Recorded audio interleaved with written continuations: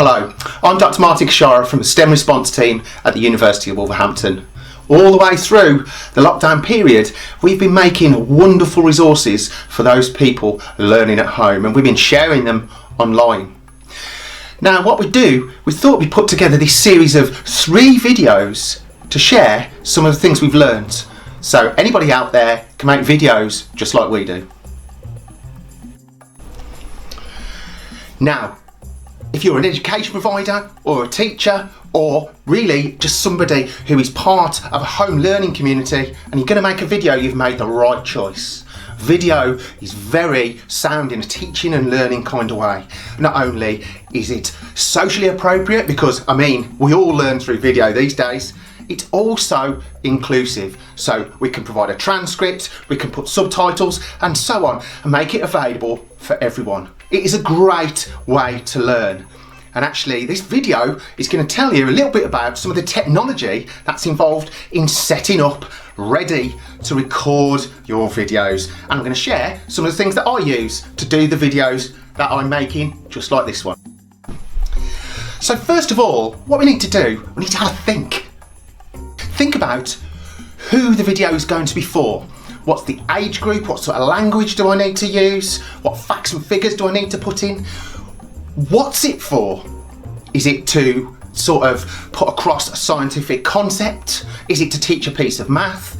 Is it just to get somebody interested in a subject? Is it for outreach and public engagement purposes, just like the STEM response team use their videos for? We need to know, have we got the right things to do it? Do we need props? Another thing we need to think about is whether or not we need other demonstrations, not just props like this one, but do we need figures? Do we need to edit things into the video afterwards? So now we've got a bit of an idea of what we want to do, who's it for. What we want is to think about where to film. We need to get ourselves sorted, and where we decide to film affects our choice of equipment. If you're deciding to film inside, you're going to need lights. So in this room, it's very well lit. I've got some proper studio lights in here to help me with my recordings. But actually, if you're going to film inside, just a sunny room with just your normal lights on is more than adequate. And that's indeed how we started. Just never film with your back to a window, because otherwise you'll just be a silhouette. If you're going to film outside, you want quite a nice sunny day, and always face into the sun, even though it makes you squint a little bit. And actually, I can use something like this GoPro that I've got on the end of a selfie stick to do fantastic tracking shots. So these are really good for talking to the camera as you're walking, just like I am now. This is the camera I'm filming on now. It's a HD sort of handycam type camera that you might take on holiday with you, but you can see importantly on the top is a microphone. Now sound quality is the important thing, because to be heard is to be understood. So sound quality is much more important than even video quality. And if you're lucky enough to have an iPhone, then actually the video quality and the sound quality of those devices are absolutely fantastic. And you can buy microphones that just clip in the bottom. So it's important to think about, can we be heard? Now then, if you are going to use a phone, and one thing you might invest in, particularly if you're going to do static demonstrations and you need to be able to see hands, are a different kind of bracket to actually hold your phone. And there's a whole variety of brackets you can buy on the market. This is a very cheap one, and you can actually change its position and so on.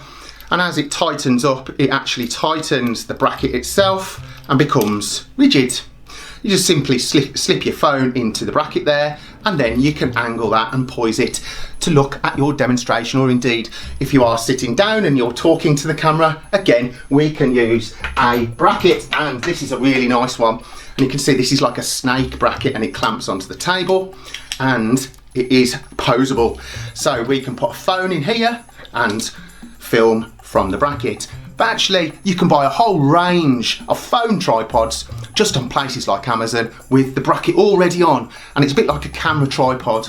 And indeed A tripod, just like you've seen that I've got my camera here, is vital for these kinds of shots. Now then, another really important aspect of a video is to tell your story. But get your story sorted. It's very important. So if you are planning to do quite a long video, a bit like this one, what you need to do is know what you're going to say. And a really nice way of doing that is creating a storyboard. Got a whole variety of notes on a whiteboard in front of me that you just can't see. And all I have to do every now and then is just look down and see what I've got to say. And actually, having your story sorted will allow editing later on, because you know what's going to come. You have to do less shots and so on. Now, what you've got to do is also sort out your appearance. Look appropriate, and you must appear in the videos. 93% of communication is non-verbal. It isn't the words, it's how you say them and your appearance, your body language that gets your message across. So if you look appropriate and you act appropriate and you are enthusiastic and you are engaging, your audience will be engaged too. Lastly, all you've got to do is just go for it. Try and do it in one take if you can. Don't worry, if you do muck up, we're going to show you how to edit videos later on. And actually, if you just pause for a second, then you know where to edit that later on, and you can just chop out the bits you don't need. So don't panic, just carry on and deal with it in the editing suite later on. Thank you for listening. Keep safe out there. Enjoy making your videos. They are a fantastic thing. Bye bye.